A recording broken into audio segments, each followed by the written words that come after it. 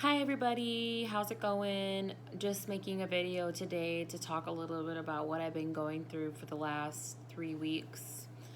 So today is June 7th, Friday, and I had vertigo on May 15th, 2019.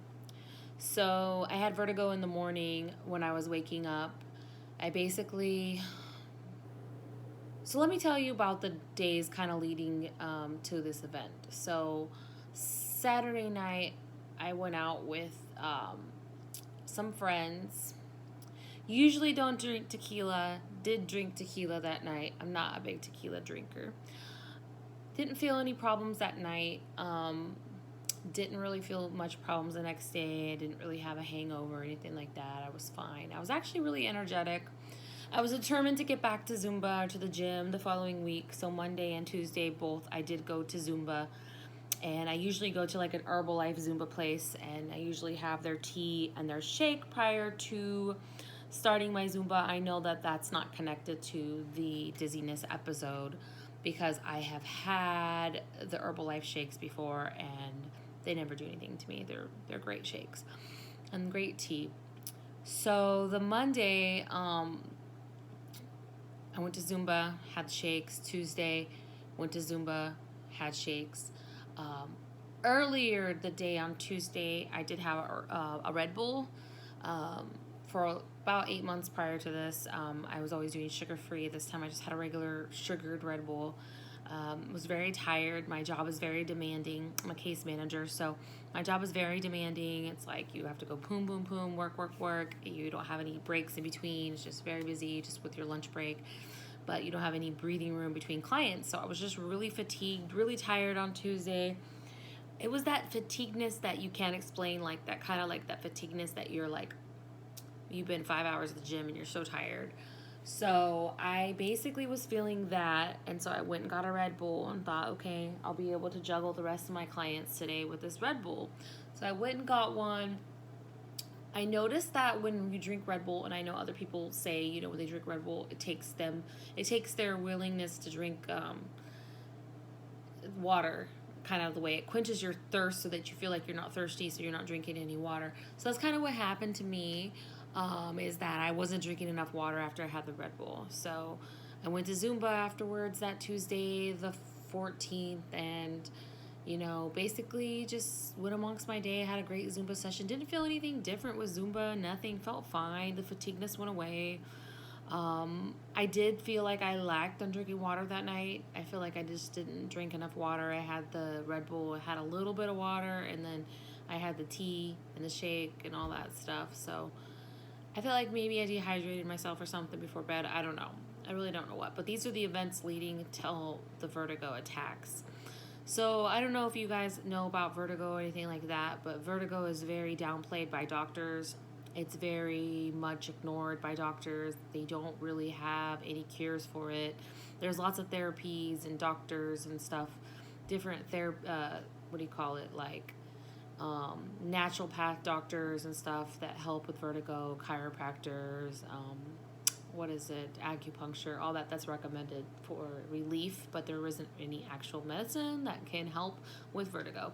So leading up to the event, like I said, Zumba, went out and drank on Sunday, didn't feel anything afterwards, was fine, went to work fine. I take it back. Monday prior to Wednesday, the 15th, I did stay home because I didn't feel well. Needed to sleep a little bit longer the weekend after Mother's Day. But yeah, so Wednesday morning I woke up and reached around like this to turn my alarm clock off and laid back down. And I don't know about you, but if you have like a super stressful life, you tend to take a lot of deep breaths. So I take a lot of deep breaths. So that's what I did. I just turned my alarm clock off. I looked up and everything was spinning. Like my eyesight was being screwed with. It was almost like a blackout, sort of, but not really. It was almost like I opened my eyes and everything, my whole entire world was completely spinning. So it's like I didn't see anything but everything's spinning. And it's not just like a normal spinning, it's like fast spinning. It's like left spinning, right spinning, up and down shaking. It was like so traumatic. Like I did not know what was going on. I honestly felt like my brain was shutting down or my eyesight was shutting down. It was such a traumatic experience. Like every time that I remember it, it just causes me to be so scared and freaked out because it's not the normal type of dizziness. This was an attack, a vertigo attack, okay? So this lasted for about 30 seconds. I took another deep breath, closed my eyes, opened my eyes up again, and did it again. And that lasted for another 30 seconds. And I'm talking about traumatic, horrific spinning. Like you put a top on the ground and the top is spinning. That is what my world was doing. It was completely spinning. And it was the most scariest freaking thing I've been through in my life. I kid you not. Then my body became sweating, which I assume is like a natural part of being scared, being traumatized, going into a panic attack. My body was sweating. I literally could go like this to my leg and sweat would be dripping off my hand. I was completely sweating and I was scared. I was traumatized. And so I ran to the living room hoping that I could get out of that room because my room was like, I was scared. I was like, it's going to happen to me again. You know what I mean? And so basically I went to the living room, closed my eyes. In my living room, the light is, my window is open in the living room. The window doesn't have any curtains. And so the light was shining in. The dizziness happened again, but it was less than the other 2 episodes of it. It was like 30 seconds again. It was really, really scary. That one ended quickly, maybe 15 seconds, and it was done. So those were the 3 traumatic vertigo episodes that I had that were the most scariest thing that I've ever been through in my life. And I've been through some scary anxiety attacks, and I've been through childbirth, and I've been through gallbladder attacks and painful stuff and stuff that has scared me. But this, I have to say, that is one of the toppest, scariest things that I have gone through, and I never want to go through it again. And I feel for all the people out there who are going through this and don't know what the cause is. So today is June 7th, Friday, and I still feel on a vertigo hangover. So there'll be like a couple days where I'm fine, but the rest of the days I am dizzy, lightheaded. So after the 15th on Wednesday, when I went through those traumatic things, pretty much the whole day I was lightheaded, nauseated, feeling like I was going to faint, and that lasted for days on end. So I didn't get better until like 2 weeks later, and then even the 2 weeks later, I was only good for a couple days, and then again, I was bad. So it's like an on and off thing. Like you think you're out of the woods. Like I posted like 2 or 3 times on Facebook, oh, I'm out of the woods. I got this vertigo thing. I got this down. I'm good. Sudafed helped me. I'm all good now. But no, boom, it hits me again. It's like I think I'm good for 2 days, and bam, I start washing dishes and cleaning or stressing, and bam, it hits me again. So it's definitely been a battle dealing with this, and like the doctors don't freaking know. Like I literally, the first week of vertigo, I went to the urgent care office like 3 times. The first time was when it first happened, and they said, oh, we'll just give you some travel sickness generic medicine. And then they gave me that. And then they gave me some other severe medicine. It's like, I guess, for people who are dealing with nausea through chemotherapy. And they basically gave me that, but I never opened it because they said it's just for like people who have super, super, super bad dizziness because of chemo, and it's only going to be effective if I literally can't move out of the bed. So I just didn't take that one because like I can move out of my bed, but it's just like everything is dizzy. I'm walking on a cloud. I'm bumping into things when I'm not walking right. My head is lightheaded. Like if you know what it's like to have a lightheaded head, then it's scary. It's scary to go amongst your day with feeling lightheaded and feeling dizzy. So the doctors told me, well, you have positional vertigo, B, PPV.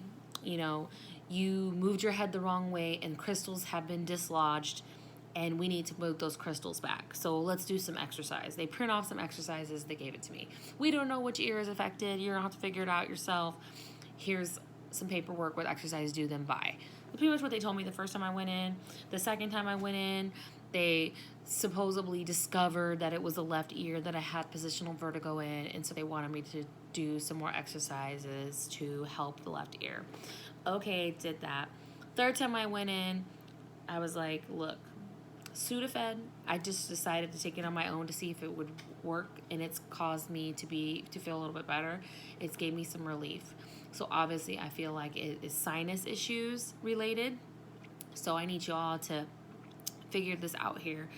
Doctor checks in my ear and was like, oh, looks like we have some fluid in your ear. So therefore you have irritation in your inner ear fluid. They have a name for it.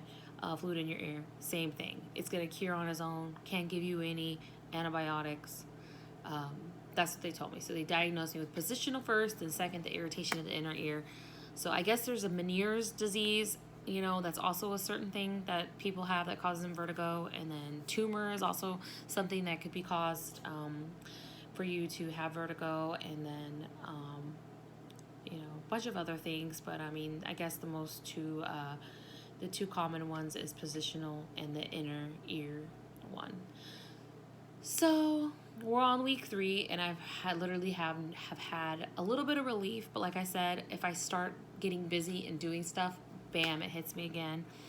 So just want to let you guys know about my experience and what I'm doing to try to make myself feel better. So I've been doing some Googling on certain things to make you feel better.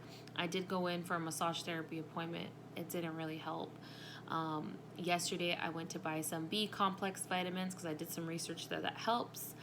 I did get some vitamin C vitamins. Also, I have I've already had magnesium. I started taking magnesium. I also have iron pill because people were like, oh, it's iron deficiency. But I know I'm not deficient in iron. I went ahead and got some anyways because I'm desperate here. I just want some relief from vertigo.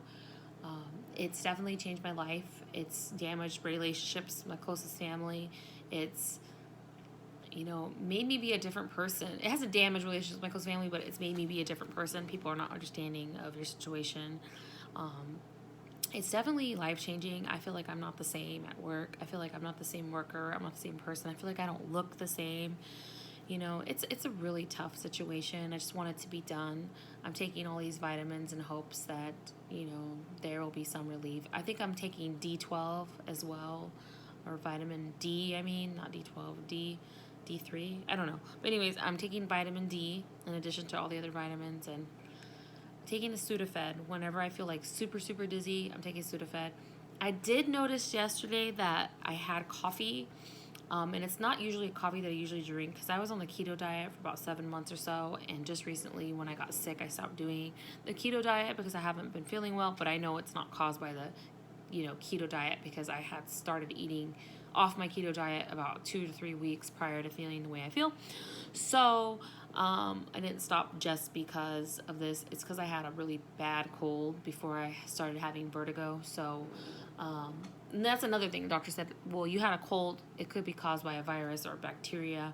And so that's what led into the vertigo. And then they say it could be allergies. So they're just kind of like all over the board. They really don't know. They can't diagnose you. Supposedly I have fluid in my ear, just waiting for that to go back or get out. There's just really no straight answer. Other people who have vertigo have gone through this too, where there's just really no straight answer. It's just like a waiting game, waiting for the crystals to go back where they were dislodged from, waiting for the fluid to come out of my ear, waiting for an answer. It's frustrating. I just want my life back. I want to be normal again. I pray every day that I feel normal again and I don't have to deal with this. So for all you other people out there that have gone through this traumatic vertigo sessions where you get these attacks and then you're suffering afterwards and like what I call a vertigo hangover that's never ending. You all understand me. Doctors downplay it. They don't know these traumatic experiences that you've gone through, and they don't have a cure for it, first and foremost. So I will put the vitamins that I'm taking. I will put those in the comments, and hopefully we can get a cure and feel normal again. I'm rooting for you. I hope you're rooting for me. I also recently joined a Facebook group that's called Vertigo Support on Facebook. There's a million people in there. I don't know if a million, but there's thousands of people in there. all around the world that are going through vertigo, different types of vertigo, and different things that are causing the vertigo. So everyone have a good day. Don't forget to subscribe. Hit the subscribe button below.